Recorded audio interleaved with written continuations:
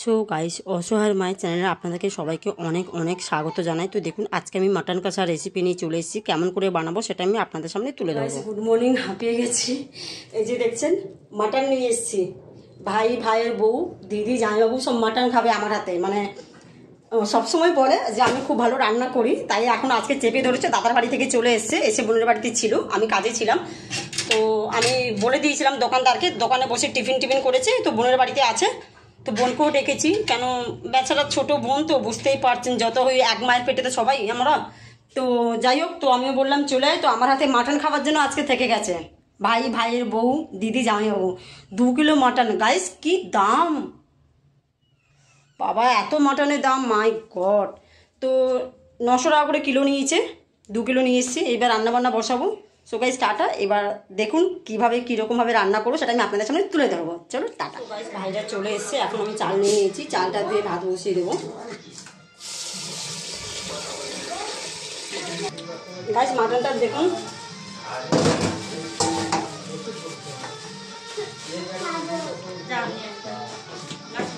দেখেছেন, এই যে মাটন। মাটনটা একটু দিয়ে নি গাইস।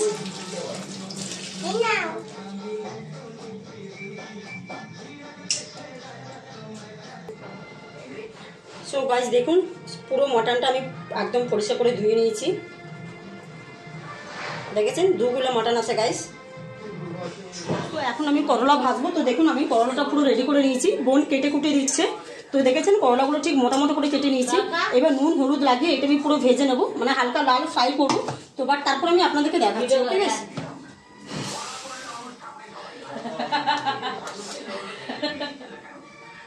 তো দেখুন গাইস, আমি তেল দিয়ে দিয়েছি পরিমাণ মতন। বাট আমি আপনাদেরকে একটা কথাই বলেছি, সবসময় ভাববেন করলা ভাজা তেলটা কিন্তু কোনো তরকারি দিলে তরকারি কিন্তু খারাপ হয় না, অবভিয়াসলি খেতে ভালো হয়। কেন কি অনেকে বলে যে তেতো হয়ে যায়, কিন্তু এটা ভুল ধারণা। কেন কি আমি আমার এক্সপিরিয়েন্স দিয়ে বলছি, কারণ আমি তো প্রচুর বাড়িতে রান্না করি, সেটা আমি এক্সপিরিয়েন্স দিয়ে বলেছি। আমি অনেক করে খাইয়েছি, কোনো প্রবলেম হয় না গাইস। তো তাই তেল বেস্ট করার কোনো দরকার নেই, তেলটাকে সবসময় কাজে লাগাবে না। সো গাইস দেখতে থাকুন। তো দেখুন গাইস, আমার তেলটা গরম হয়ে গেছে। তো আমি করলাগুলো ছেড়ে দিলাম।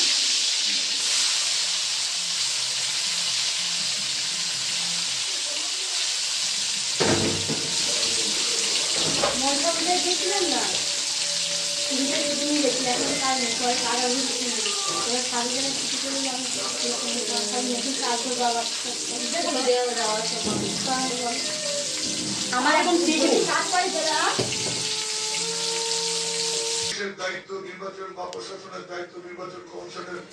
দেখছেন, আমি করলা ভেজেছিলাম, করলা ভাজা তেলটা আছে এই তেলে কিন্তু আমি মাটন রান্না করবো। আমি কিন্তু আর তেল দেবো না, কেন যেহেতু আমি খাবো। কেন কি কম তেলে আমি রান্না করতে খুব ভালো পারি, অ্যান্ড আমি ভালো জানি। তো যাই হোক, এবার আমি কি ফোড়ন দেবো সেটা আমি আপনাদের সঙ্গে শেয়ার করবো। গ্যাসের ওভেনটা নিচে নামিয়ে নিয়েছি, কারণ উপরে প্রচন্ডভাবে হাওয়া দিচ্ছে, পাচ্ছি না, যার কারণে নিচে নামিয়ে নিয়েছি। তো দেখতে থাকুন, সঙ্গে থাকুন, অ্যান্ড সাপোর্ট। সব থেকে মেন গাইজ, সাপোর্ট করতে হবে, লাইক করতে হবে, সাবস্ক্রাইব করতে হবে, সঙ্গে থাকতে হবে। কারণ আপনারা সব থেকে মেন আমার প্রয়োজনীয় জিনিস। পাবলিক হচ্ছে মেন। আপনাদের সাপোর্ট পেলে আমি আমার মেয়েকে মানুষ করতে পারবো। সো গাইজ চলুন, দেখতে থাকুন। দেখুন, ফোড়নটা দিয়ে দিলাম, তেল গরম হয়ে গেছে আমার।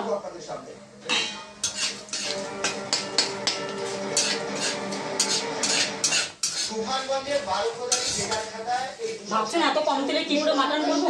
সব করে নেবো, আপনারা শুধু দেখুন আমি কিভাবে বানাচ্ছি।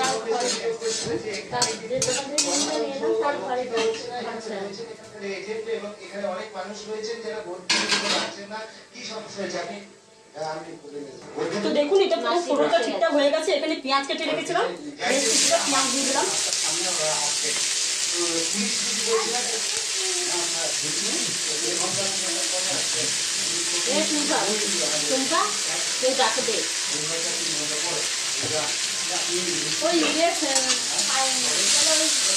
বাংলাটা কি করাবি বলে তার জন্য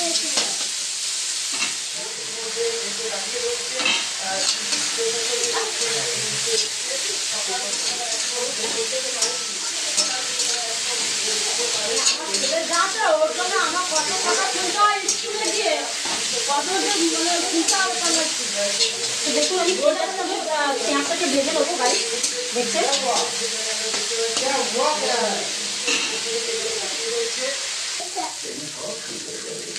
সো গাইস দেখুন, পেঁয়াজটা আমার পুরো ব্রাউন কালার হয়ে গেছে। দেখেছেন কত কম তেলে আমি মানে হয় না যে 2 মিনিট অন্তর অন্তর আবার আপনাকে নাড়াচাড়া করতে হবে, তার কারণে পেঁয়াজটা লাল হবে।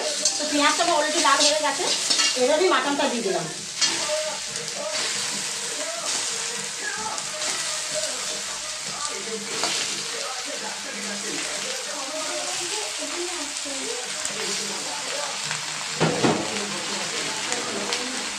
আমাদের বাড়িতে সাধারণত মাটন হয় না, কেন কি আমার মেয়ের বারণ আছে, মেয়ে খায় জন্য, আমারও বারণ আছে আমার গ্যাসের প্রবলেমে, কারণ মাটনটা কিন্তু হেভি, তার কারণে। তো এখন কিছু গ্যাস এসছে, তাই আমি রান্না করছি গাইস।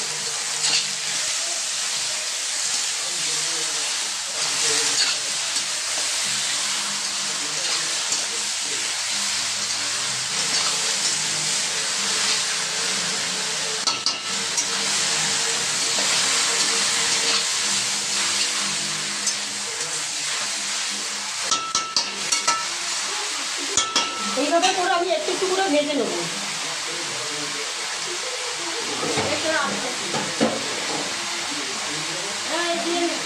দেখুন আমি ঢাকা দিয়ে দিলাম, কম আছে, আমি ভেজে নেব। সো গাইস দেখুন এখানে রসুন আছে, বেশ কিছুটা পরিমাণ রসুন নিয়ে নিচ্ছি, এখানে আদা, কাঁচা লঙ্কাগুলো লাল হয়ে গেছে, এটা আমি পুরো মিক্সি করে নেবো। মিক্সি করে আমি আপনাদেরকে দেখাচ্ছি। সো গাইস আধ ঘন্টা হয়ে গেছে, আধ ঘন্টার পর আমি আবার চলে এসেছি মাটনটা দেখাবো, কারণ আমি পেঁয়াজের সঙ্গে ফ্রাই করতে দিয়ে গেছিলাম।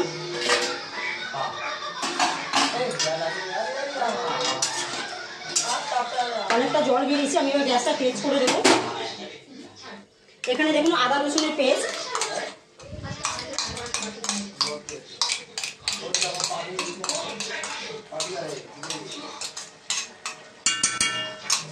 আমি কিন্তু সবার মতন হেভি মশলা দেবো না, আমি কম মশলার মধ্যেই বানাবো। এটা আছে টমেটো, 4টে থেকে 5টা টমেটো আছে, কাশ্মীরি লঙ্কার মির্চ, কাশ্মীরি লঙ্কা গাইস, হলুদ গুঁড়ো,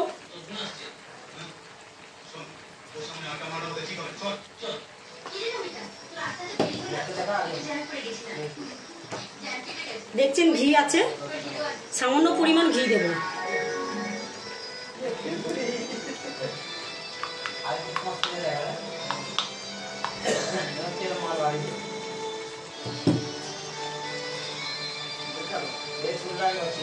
পরিমাণ মতো নুন,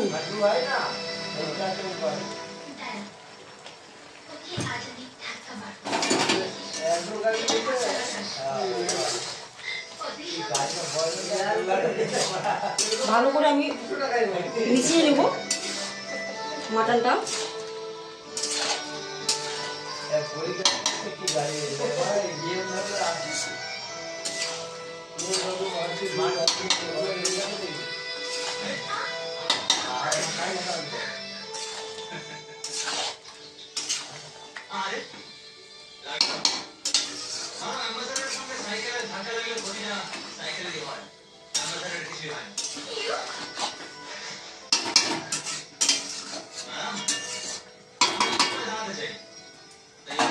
কম আঁচ করে ঢেকে দেবো।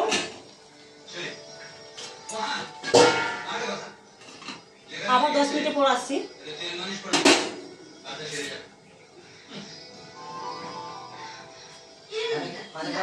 সো গাইস দেখুন 5 মিনিট হয়ে গেছে, তো দেখে নিই আমি মাটনটার চেহারা কি রকম আছে। আরে না গাইস বাম্পার। তো এবার আমি আলুটা অ্যাড করলাম।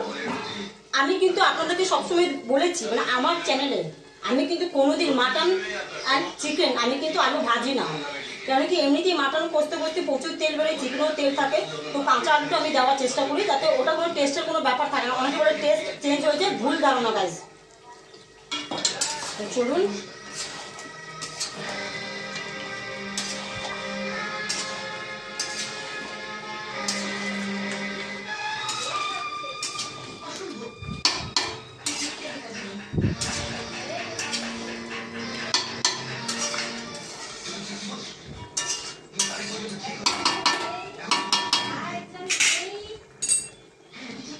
গরম মশলা গুঁড়ো দিয়ে দিচ্ছি গাইস, হাতেই দিয়ে দিচ্ছি, এটা গরম মশলা গুঁড়ো।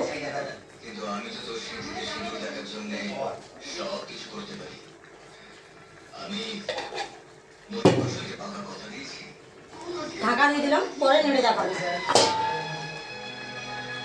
সো গাইস 8 ঘন্টার পর আমি চলে এসেছি। তো আমি আবার আপনাদেরকে দেখাচ্ছি মাটনের কালারটা কেমন হয়েছে। আজকে দেখাই, দেখে নিন আপনারা।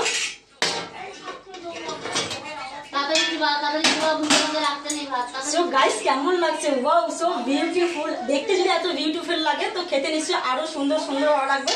তো তার জন্য কি করতে হবে, আমি বারবার একটা কথাই বলছি, তার জন্য আপনাদেরকে আমাকে সাপোর্ট করতে হবে।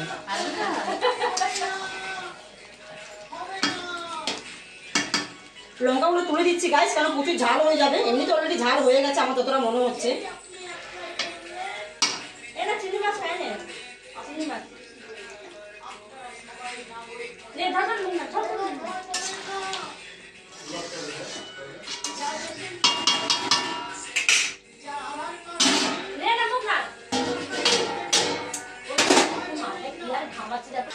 গাইস আবার 10 মিনিট হয়ে গেছে। 10 মিনিট পর আমি আবার রিটার্ন চলে এসেছি ব্যাক করে। তো আমি এই কারণে এতটা টাইম লাগছে, অর্থাৎ আমি কড়াইতে কষি কষি বানাচ্ছি তার কারণে।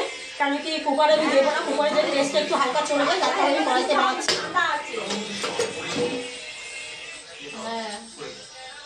ইয়েস, আমি গেছিলাম, দিদি যাইনি, আমার দাদা গেছিল, আমি গিয়ে পালিয়ে এসেছি পরের দিন। এটা আমার কাজ। হ্যাঁ দেখেছেন কেমন হয়েছে? আর 5 মিনিট ব্যাস, আমার মাটন কষা কমপ্লিট হয়ে গেছে। জাস্ট অনলি ফর আর 5 মিনিট। বৃষ্টি হচ্ছে তো।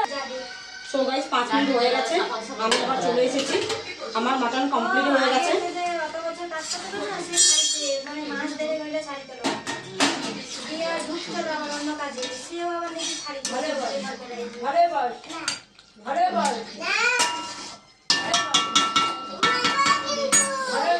দেখেছেন আমার মাটন পুরো কমপ্লিট হয়ে গেছে।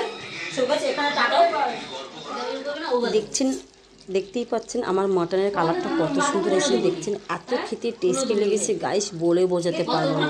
আমার ভাইরা বলছি কি রে আমাদের কি প্রসাদ বিতরণ করছিস, তোর খাওয়াটাকে সাজিয়ে গুছিয়ে এত সুন্দর করে খেতে দিয়েছিস দিদি। বলছি ভাই তোরা তো সবসময় আসিস না, আবার কবে আসবি তার নেই ঠিক। বল হ্যাঁ ময়না, কেমন আজকে মেনু কেমন আছে বল দিদি, কেমন খেতে লাগছে?